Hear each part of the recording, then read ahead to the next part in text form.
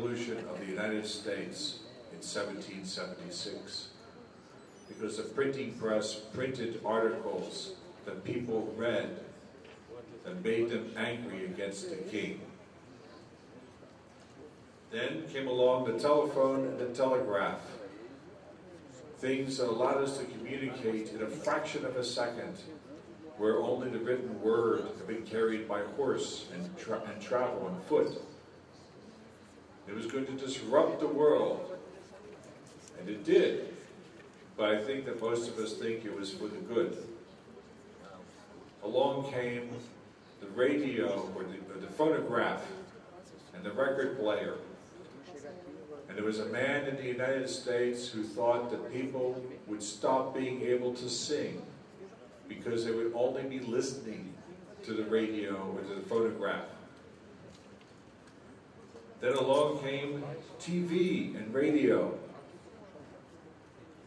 And finally, today, the internet. All of these are technologies. All of these we have to balance with everything else. But I'll go back to what I said before. The control is in your hands. You are the people in control of your lives and your children. You can make the difference, but you have to think about it. And you have to make a choice. You have to exercise your freedom. And you have to work with your universities and your high schools and your businesses to make them do that. Because unbridled capitalism is almost as bad as unbridled communism. And you have to blend the two of them. Blend the technology and blend the culture to come up with your future. You cannot stand back and let other people do it.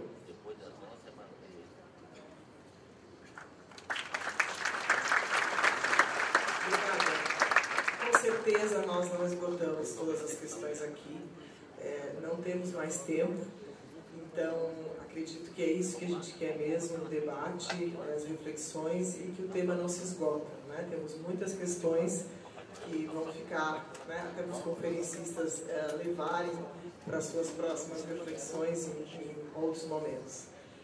Então, nós vamos encerrando com as considerações finais de cada um, né?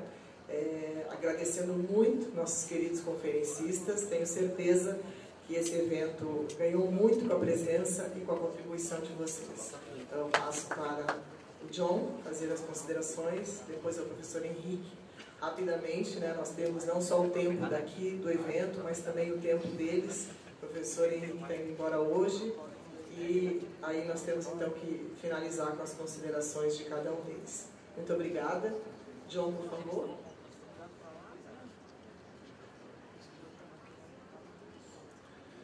Actually, I'd like to take my final remarks to answer one last question.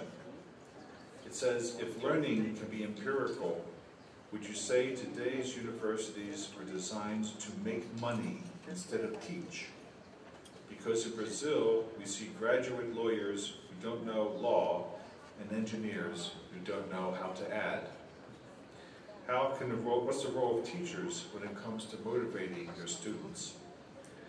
I don't think this is a problem of motivation as much as a problem that some teachers feel it hurts the students not to graduate them. The worst thing you can do for a student is to graduate them when they don't know what they've learned. Because you're unfair to the employer, you're unfair to the student, and you're unfair to the school that student is coming from. Remember, I told you that the only thing that gives the certificate any value is the faith that the community has in that certificate. If you graduate somebody who doesn't know what they're doing, who cannot do their job, who cannot think, then the faith in your institution goes down. Also, there are people who simply can't do every job. It's a fallacy to think that everybody can do everything. But if you help them find the thing that they can do better, then they may be happy the rest of their life, instead of trying to do something where they struggle and cannot do it. So give them every chance to be what they want to be, but do not be afraid to say, I'm sorry, you cannot go forward because you haven't learned and haven't demonstrated what you need to do. Thank you.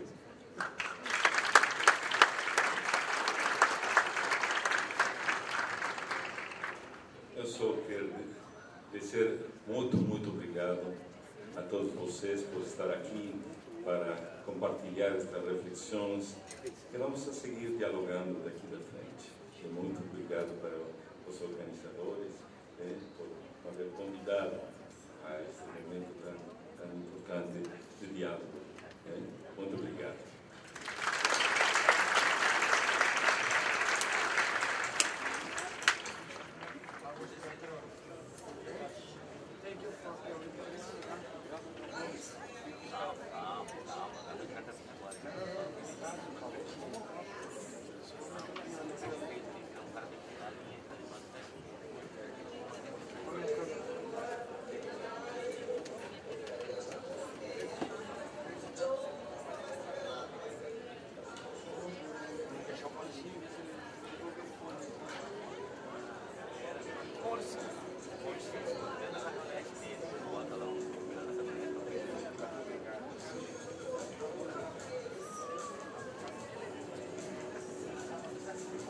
Ah, usted.